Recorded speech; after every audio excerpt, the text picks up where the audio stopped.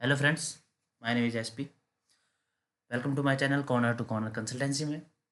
और आज मैं आपको बताऊंगा कि वास्तु के हिसाब से हम स्टेयरकेस को अपने बिल्डिंग या अपने घर के अंदर कैसे डिज़ाइन कर सकते हैं, कैसे किस डायरेक्शन के अंदर उसको हम रख सकते हैं। चलिए स्टार्ट करते हैं। देखिए फ्रेंड्स, आपको ये दिखाई दे रहा होगा स्क्रीन पे। इसे बोलते हैं वास्तु की लैंग्वेज में वास्तु पुरुष। इस वास्तु पुरुष के ही अकॉर्डिंग हम स्टेयरकेस को डिज़ाइन करते हैं। इस वास्तु पुरुष का बहुत बड़ा रोल है स्टेयरकेस के अंदर। तो इसको सबसे पहले समझने के लिए देखिए, हम स्टार्ट करते हैं।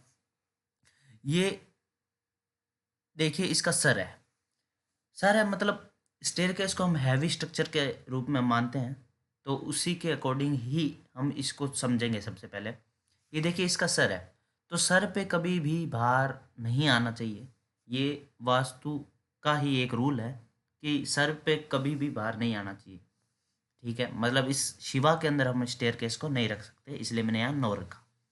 सेकंड है कुबेर। यहाँ पे देखिए, ये इतना पार्ट आता है, इसके शोल्डर्स आते हैं।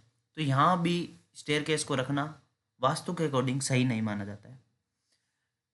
फोर्थ, अगर अपने देखें, इनकी नीज है, देखिए हाथ की और पैर की दोनों की।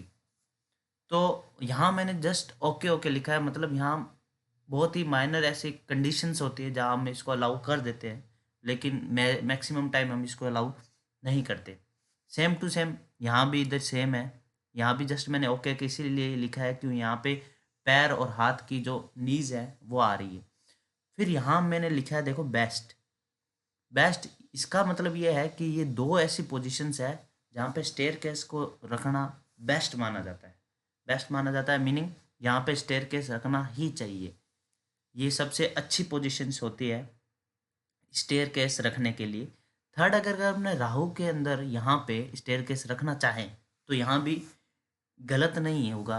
अगर हम देखें तो फर्स्ट फर्स्ट ये बेस्ट पोजीशन, सेकंड ये बेस्ट पोजीशन, थर्ड यहाँ जो मैंने कुछ नहीं लिखा, थर्ड ये बेस्ट पोजीशन हो गई। ठीक है, यहाँ जो ब्रह्म स्थान है वहाँ पे कभी भी स्टेयर नहीं रखनी चाहिए। यहाँ पे कभी भी हैवी स्ट्रक्चर हो ही नहीं सकता। तो दोस्तों, आपको समझ आया होगा, यहाँ मैंने जो नो नो लिखा है इसका मीनिंग यही है कि यहाँ स्टेयर कभी नहीं होना चाहिए। ओके ओके का मीनिंग जस्ट ये है कि यहाँ माइनर कंडीशंस ऐसी होती है जब यहाँ हम अदर इन बेस्ट पोजीशन पे नहीं बना सकते तो यहाँ बना सकते हैं, अगर ऐसा कोई कारण आया तो। अदरवाइज हम इन दो बेस्ट पोजीशन में ही बनाएंगे, अदरवाइज ये थर्ड पोजीशन भी बेस्ट मानी जाती है। तो आपको समझ आएगा। दोस्तों, मैं बता दूं कि वास्तु दोष सबसे पहले हमारे घर के सबसे बड़े मुखिया पे ही आता है।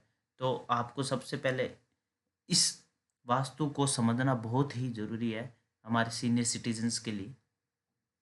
ठीक है फ्रेंड्स, आपको समझ आया होगा। Thank you. फिर मिलेंगे एक नए वीडियो के साथ।